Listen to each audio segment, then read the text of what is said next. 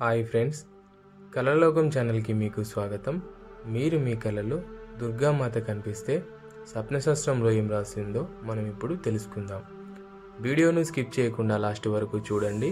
అంతకంటే ముందు మీకు చిన్న రిక్వెస్ట్, మీరు ఇంకా మా ఛానల్ని సబ్స్క్రైబ్ చేయకపోతే దయచేసి ఇప్పుడే సబ్స్క్రైబ్ చేసుకోండి. మీరు సబ్స్క్రైబ్ చేసుకోవడం ద్వారా మీ సపోర్ట్ని మాకు తెలపండి. మీ కళలో దుర్గామాత కనిపిస్తే, అంటే ఊరికనే అలా కనిపిస్తే, ఇది ఒక మంచి కళ అని చెప్పవచ్చు.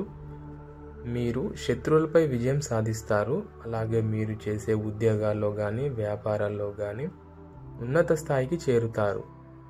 అంటే మీరు ఏదైనా ఉద్యోగం చేసినట్లయితే అందులో ఉన్నత స్థాయికి చేరుతారని చెప్పవచ్చు. అలాగే ధనలాభం కూడా కలిగే అవకాశాలు ఉన్నాయి. మీ కళలో దుర్గామాత కోపంగా ఉన్నట్లు కళలో కనిపిస్తే మీరు ఏదైనా తప్పు చేసి ఉంటారు అని చెప్పవచ్చు. ఆ తప్పును సరిదిద్దుకోవాలని ఈ కళ యొక్క అర్థము. అలాగే మీ కళలో దుర్గామాత ఆశీర్వదిస్తున్నట్లు కనిపిస్తే మీరు ఏ పనిని ప్రారంభించినా దానిలో ముందంజలో ఉంటారు. అలాగే అన్ని దారుల నుండి ధనలాభం కలిగే అవకాశం ఉంది. అంటే మీరు చేసే పనుల్లో ఉన్నత స్థాయిలో ఉంటారు. మీరు ఆర్థికంగా ఎదుగుతారు అని అర్థము. అలాగే ఇలాంటి కళ కొంతమందికి మాత్రమే వస్తుంది. అంటే ఎవరైతే ఆ దుర్గామాతను ఎక్కువగా పూజిస్తారో వారికి మాత్రమే కళలో దుర్గామాత ఆశీర్వదిస్తున్నట్టు కళ వస్తుంది.